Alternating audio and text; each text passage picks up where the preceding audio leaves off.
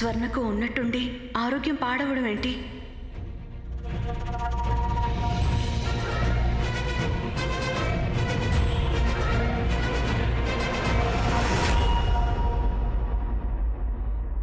రాజావారు, ఏమైంది? మీరెందుకంత దిగులుగా ఉన్నారు? కన్న కూతురు లాంటి కోడలకి ఇంత అనారోగ్యంగా ఉంటే మా మొహంపై విషాద ఛాయలు కాక ఇంకే ఉంటాయి. నేను కొంచెం రాజకుమారి గారిని చూడాలనుకుంటున్నాను. వెళ్ళండి, కానీ కొంచెం దూరంగా నిలబడే మాట్లాడండి. డాక్టర్ గారు అన్నారు ఆ రోగం వారి ద్వారా ఇతరులకు కూడా సోకవచ్చుట. మీరు కొంచెం జాగ్రత్తగా ఉండాలి.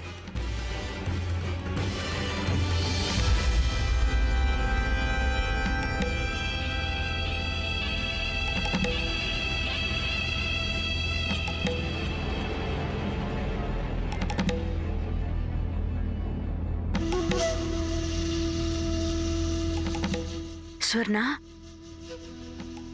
ఇప్పుడు మీకు ఒంట్లో ఎలా ఉంది?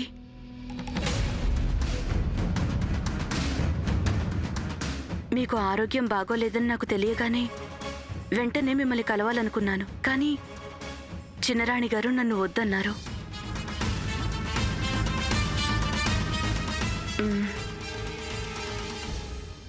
పెద్దవాళ్ళ గురించి ఇలా మాట్లాడకూడదు, కానీ ఆ చిన్నరాణి గారు అదో రకం కదా. అదోలా మాట్లాడతారు, అదోలా ప్రవర్తిస్తారు. పొద్దస్తమానం ఒకటే గోల. ఈ ఆటకు ముగింపు మేమే రాస్తాం, ఈ ఆటకు ముగింపు మేమే రాస్తాం. ఎవరైనా ఆవిడని అడగాలి, అసలు ముగింపు రాయాలనుకుంటున్న ఆట ఏమిటా అని. స్వర్ణ, మీరేం మాట్లాడరేంటి?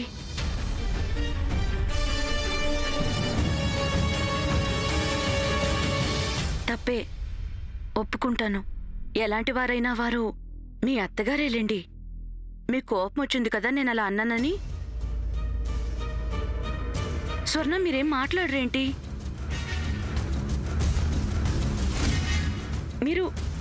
మీకు నొప్పిగా ఉందా? మీకేమైనా కావాలా? స్వర్ణ,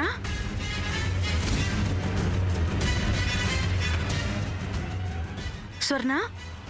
రాణి గాయత్రి, ముట్టుకోకండి. ఏంటి?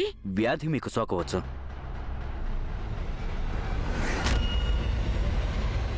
వారిని మీరు ముట్టుకోకూడదు.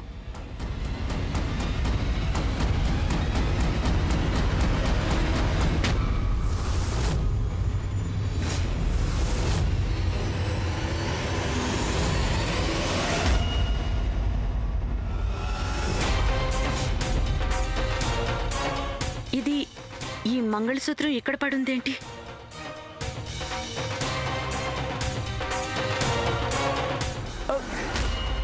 దీన్ని మీరు ముట్టుకోకూడదు రాణిగారు. ఇది మా కోడలు గారిదే. ఇందులో వ్యాధికి సంబంధించిన క్రిములు ఉండొచ్చు. రాకుమారి గారు, మిమ్మల్ని మళ్ళీ వచ్చి కలుస్తాను. రాజావారు, మీరు ఒకవేళ ఏదైనా కావాలంటే నాకు చెప్పండి.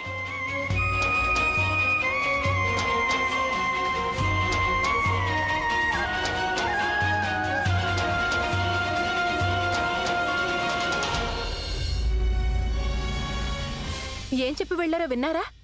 మేము అదోలా మాట్లాడతామట, అదోలా ప్రవర్తిస్తామట, మేము ముగింపు రాయాల్సిన ఆటలేమిటోనట. ఈ రాణిగారిని నేను వదిలేది లేదు, అలాగే ఈ రాకుమార్ని కూడా. వాళ్ళిద్దరూ నాశనమైపోవాలి.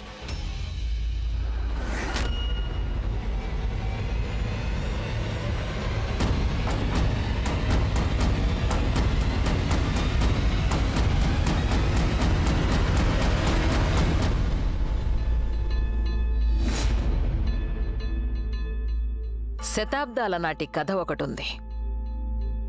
అదేమిటంటే తుపాకీ తూట ఒకటి ఇద్దరు ప్రేమికులను వేరు చేసింది అని. కానీ తుపాకీ తూట ఇంకా ఈ రాజమాత తెలివితేటలు ఆ కథని తారుమారు చేశాయి. అప్పుడప్పుడు హృదయంలో దాగి ఉన్న ప్రేమను గుర్తించడానికి ఓ గాయం కూడా ఉపయోగపడవచ్చు. యశోద, మీరు గమనించారా? రాజమహల్కి రాణాగారు రాణిగారు తిరిగి వచ్చినప్పటి నుండి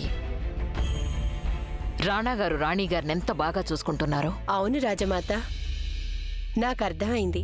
మీరు రాజమహల్ వదిలి వెళ్ళడానికి కారణం కూడా మన రాణా గారు రాణి గాయత్రి గారికి దగ్గరయ్యే పరిస్థితి కల్పించాలనే కదా.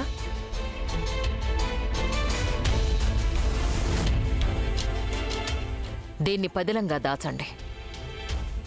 ఇది ఎవరి చేతికి దొరకకూడదు. అలాగే రాజమాత.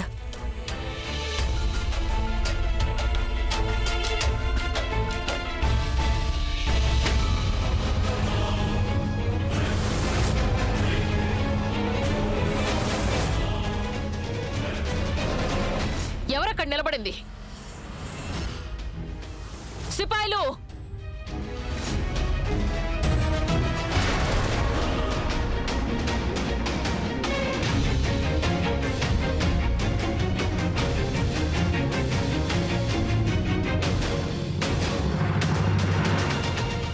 సిపాయిలు!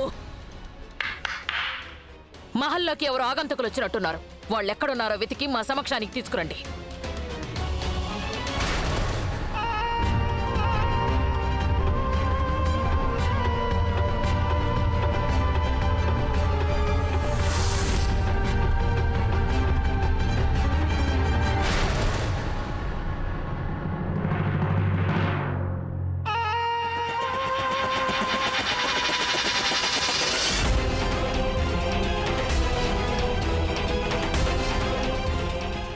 ఏమైంది రాజమాత? మహల్లో దొంగలు పడినట్టున్నారు రాణి గాయత్రీదేవి. మేము వాళ్ళని చూసాం, కానీ ముసుగు వేసుకున్నారు కనుక మేము వాళ్ళని సరిగ్గా చూడలేకపోయాం. ముసుగా? అయినా రాజమాత మన మహల్లోకి ఎలా వచ్చుంటాడు?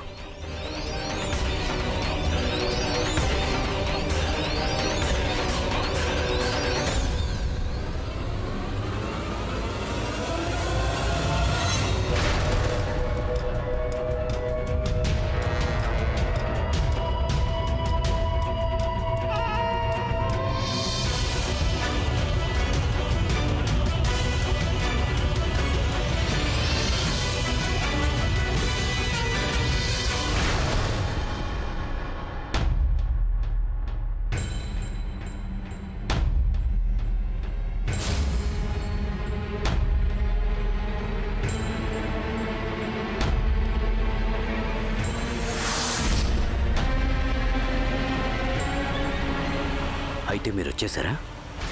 లేవండి, మాతో రండి, పదండి. ఎక్కడ కాపలా కాస్తున్నారు మీరు? మహల్లోకి ఎవరో కొత్తవారు ప్రవేశించారు. వారిని మీరు పట్టుకోవడంలో విఫలమయ్యారు. రాజ్మాత, మేం మహల్లో నలుమూలలా గాలించాం. నల్ల ముసుగు వేసుకున్న వారెవరూ కనిపించలేదు. బహుశా మీరు పొరబడి ఉంటారు. కానీ ఆ నల్లటి ముసుగు ధరించిన స్త్రీని రాజమాత స్వయంగా తామే చూశారు. రాజమాత, నన్ను క్షమించాలి. కేవలం ఇదంతా మీ అనుమానమేమో. నిజంగా మహల్లోకి ఎవరైనా ప్రవేశించుంటే మనకి కనిపించేదిగా. ఇలా వెళ్ళి ఎక్కడ దాక్కోగలరు?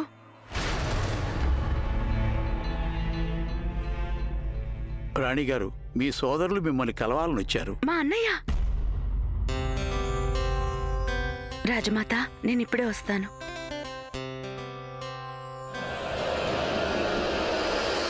ఈ రాణి గాయత్రి మహల్కి తిరిగొచ్చినప్పటి నుంచే వారికేవో కొమ్ములొచ్చినట్టున్నాయి. ఒక్క వారికే కాదు, రాణా గారి ధోరణి కూడా మారిపోయింది. వెళ్ళడానికి ముందు నిప్పు కణికలాగా ఉండేవారు, కానీ ఇప్పుడేమో ఆ నిప్పు కణిక నీరుగా మారి చప్పగా చల్లారిపోయినట్టుంది. మరి ఆ 3 రోజుల్లో ఏం జరిగిందో ఆ దేవుడికే తెలియాలి. అంతా ఎంత తారుమారైపోయిందంటే మాకు ఒక రోజున రాణా గారి మొహంలో నవ్వు కనిపించింది. ఇప్పుడు వారిలా మారిపోతే మనం కుక్క చావు చావాల్సిందే. కానీ మహాశివుడి కృప వలన మీరు తిరిగి వచ్చేశారు. ఒంటరిగా మేమేం చేయలేం, కానీ మీ తోడుంటే మనిద్దరం రాహుకేతువులం కదా. మరి ఈ రాహుకేతువులిద్దరూ ఏకమైతే ఇక వీళ్ళ జీవితాలకి గ్రహణం పట్టాల్సిందే కదా.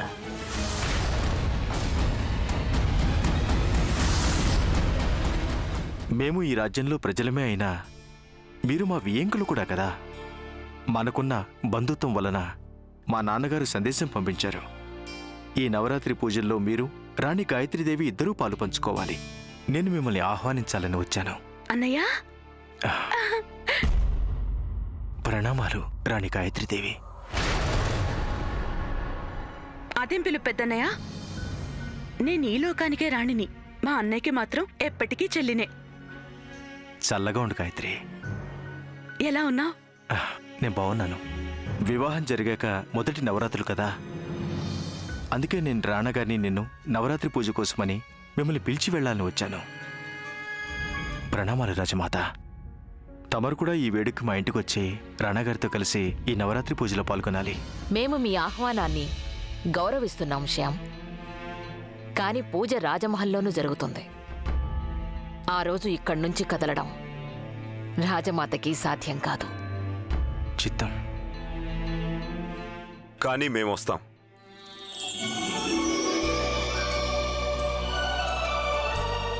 రాణి గాయత్రీదేవితో పాటు మేము మీ ఇంట్లో జరిగే పూజలో పాల్గొంటాం. మీకు చాలా చాలా ధన్యవాదాలు రాణగారు. మాకు సెలవు ఇప్పించండి. ఉంటాను. ఇవి నీకోసం.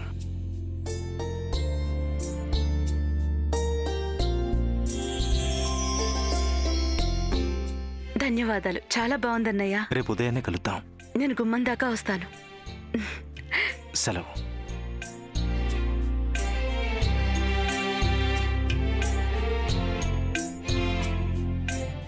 రాణాగారు, రాజమాత మీతో ఓ ముఖ్యమైన విషయం మాట్లాడాలి. మేము పూర్తి నమ్మకంతో చెప్తున్నాం. నవరాత్రులు పూర్తయ్యే లోపు మీరు వారి జీవితంలో ఖచ్చితంగా గ్రహణం పట్టిస్తారని. వారు కోరుకున్నప్పటికీ ఎప్పటికీ ఏకం కాలేరు. కానీ ఆ పని మనం అనుకున్నంత తేలికేం కాదు. వారిపై మళ్లీ దాడులు చేస్తే మన పని జరగదు. ఒక్క తూటా తగిలితేనే వాళ్ళిద్దరూ ఇంత దగ్గరైపోయారు. ఇంకా గాయాలైతే గనక రాణాగారు రాణి సులక్షణని పూర్తిగా మర్చిపోవచ్చు. ఇప్పుడు మనం అనుకున్నది చేసేందుకు సమయం వచ్చేసింది. ఆ బాణం తగిలేది రాణాగారి మనసుకే కావచ్చు, కానీ గాయత్రీదేవితో పాటు ఈ మహలు పునాదుల్ని కదిలించేయాలి. ఇకిప్పుడు మీరు మీ బ్రహ్మాస్త్రాన్ని ఉపయోగించక తప్పదు.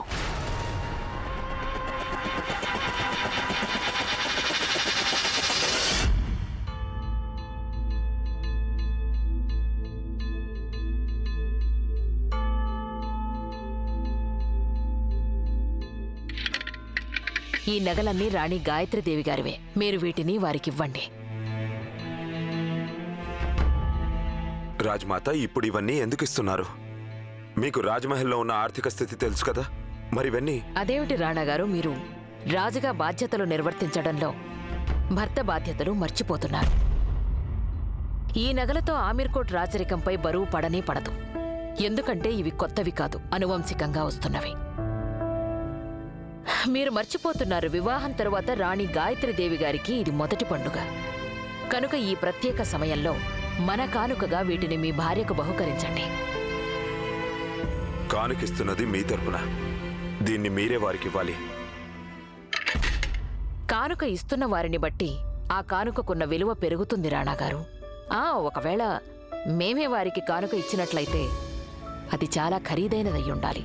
ఒకవేళ మీరిస్తే అది వారికి చాలా అమూల్యం అవుతుంది.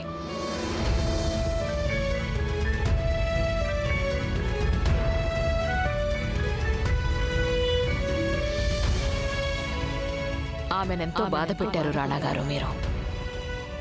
ఇప్పుడు రాణి గాయత్రీదేవి గారి మొహంలో మీరు చిరునవ్వులు తీసుకురావాలి.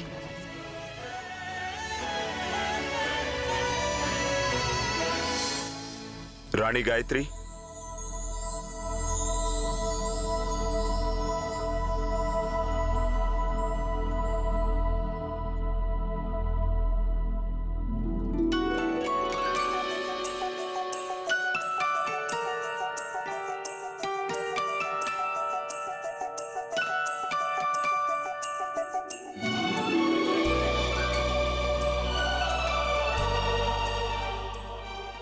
నేను ఎలా ఉన్నాను చెప్పండి?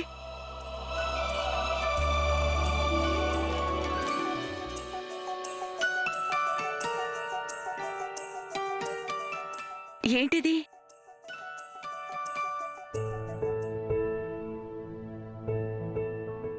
నాకోసమా? ధన్యవాదాలు.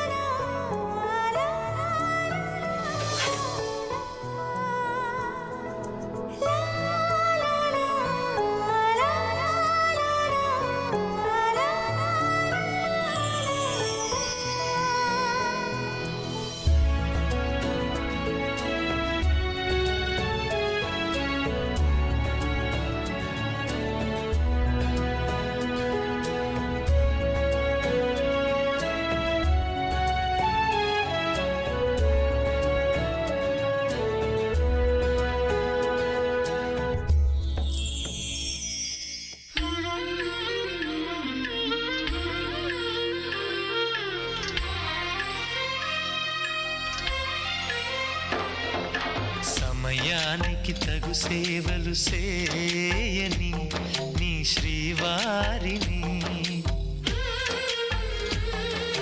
సమయానికి తగు సేవలు సేయని నీ శ్రీవారిని, ఇన్నాళ్ళుగా శ్రమించిన ఇల్లాలిని ఇక సేవించని ఈ శ్రీవారిని, సమయానికి తగు సేవలు సేయని నీ శ్రీవారిని.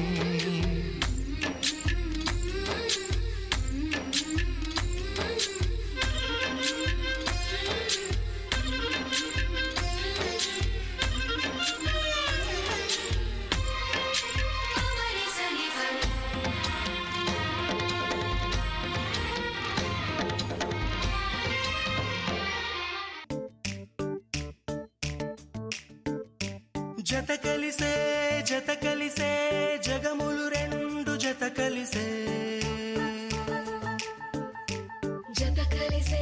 జత కలిసే అడుగులు రెండు జత కలిసే, జనమొక తీరు వీళ్ళదొక తీరు ఇద్దరొకలాంటి వారు, అచ్చుకు తినట్టు ఒక్క కలగంటూ ఉన్నారిద్దరు, ఏ కన్ను ఎప్పుడు చదవని పుస్తకమై వీరు చదివేస్తున్నారానందంగా ఒకరిని ఇంకొకరు.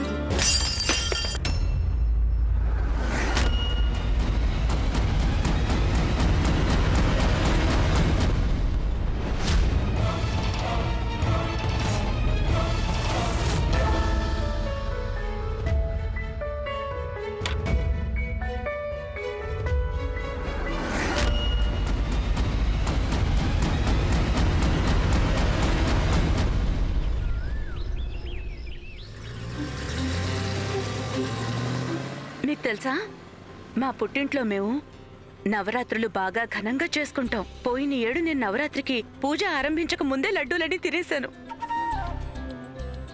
మేము అలా చేసుండకూడదు కదా.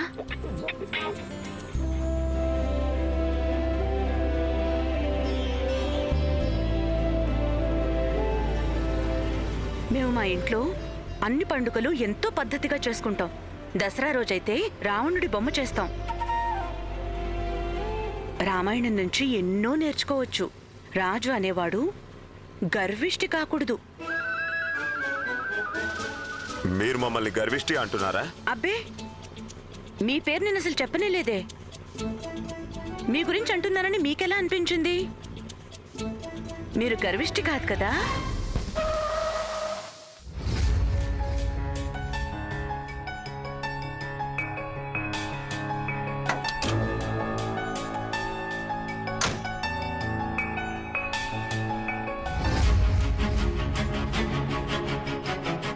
బండి చక్రంలో మేకు దిగింది ప్రభు. అలా ముందు వెనక చూసుకోకపోతే ఇంకెలా అవుతుంది? కాకపోతే ఏమిటి, మీరు కారు నడుపుతున్నప్పుడు దారి మొత్తాన్ని కూడా ఊడవలసింది. దారిలో మేకులేవి ఉండేవే కావు. అదెలా సాధ్యం అవుతుంది? అదే కదా నేను చెప్తున్నాను. నేను అదే చెప్తున్నాను రాణా గారు. ఇందులో ఆయన తప్పే ఉంది, అంతలా కోపడుతున్నారు. మీకు అవకాశం దొరికితే చాలు కోపం వస్తుంది. మేం కోపిస్టులం అనిపిస్తోందా మీకు?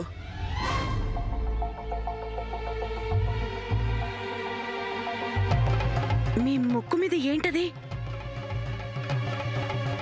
ఏముంది? చూడనివ్వండి. కోపం కూర్చుంది.